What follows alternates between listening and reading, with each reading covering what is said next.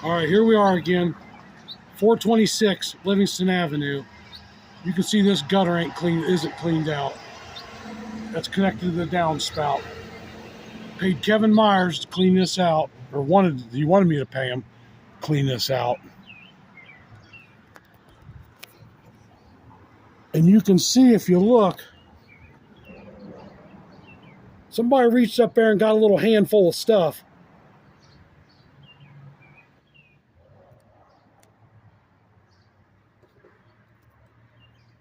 But didn't bother to clean out the whole gutter.